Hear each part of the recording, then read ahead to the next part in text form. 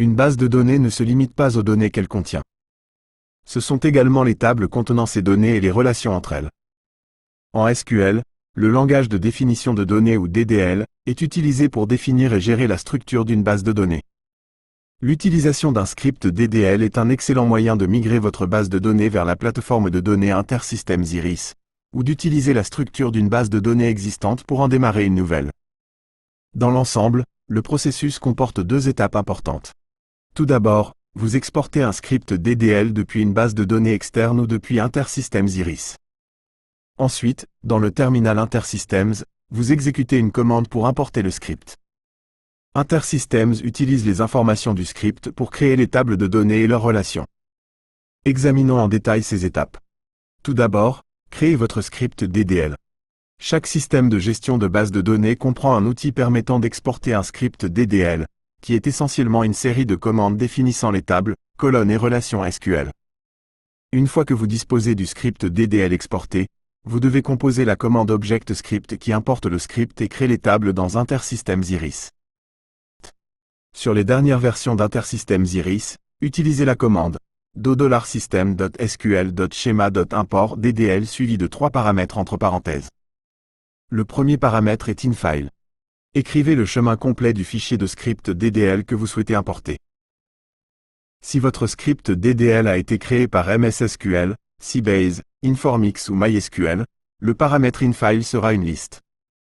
Le premier élément de cette liste est le chemin du script DDL, suivi d'une valeur pour la table de traduction, qui indique à la fonction comment analyser le flux d'entrée. Ajoutez le deuxième fichier journal de paramètres, qui est le nom de chemin complet du fichier journal des erreurs. Si des erreurs sont rencontrées lors de l'importation, le texte d'erreur sera enregistré dans le fichier journal.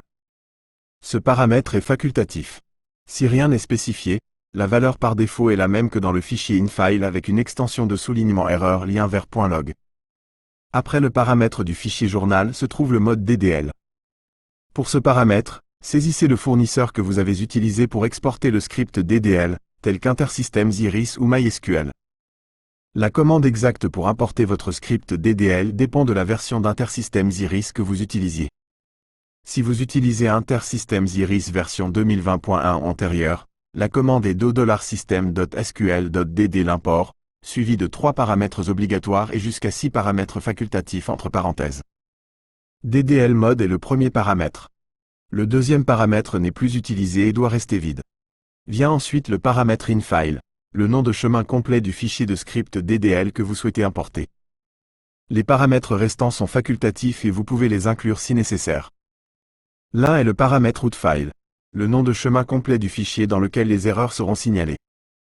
Les deux paramètres facultatifs suivants sont nosup, non pris en charge, et nosupfile. Le paramètre nosup est un indicateur vrai-faux, où 1 est égal à vrai et 0 est égal à faux. Si ce paramètre est défini sur true, les instructions non prises en charge du fichier de script seront enregistrées dans le fichier nosup.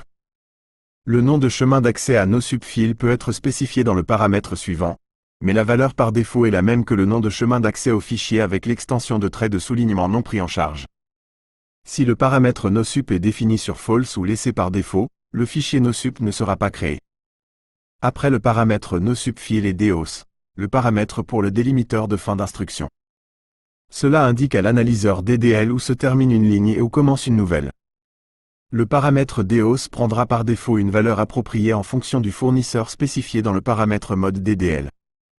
Le 8e paramètre rpause est le nombre de secondes pendant lesquelles InterSystems Iris fera une pause si une erreur se produit lors de l'exécution du script DDL.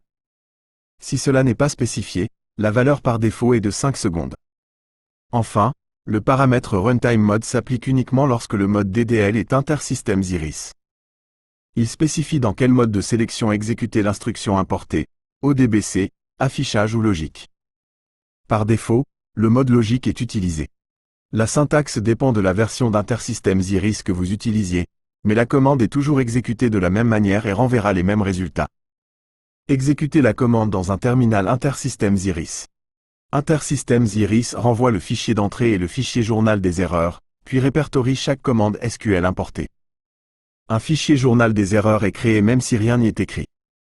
Si vous utilisez InterSystems Iris 2020.1 ou une version antérieure et que vous définissez le paramètre nosup sur true, Le fichier journal non pris en charge est répertorié ensuite. Ce fichier journal est également créé même si rien n'y est écrit. Une fois que vous avez importé le script DDL et résolu les erreurs, la structure de votre base de données est prête à recevoir des données. Bien que SQL soit une norme ISO ANSI, il existe de nombreuses variantes du langage DDL avec des commandes et une syntaxe unique. Reportez-vous au site web de documentation Intersystems Iris pour plus de détails sur les commandes compatibles pour les scripts DDL extérieurs à Intersystems Iris.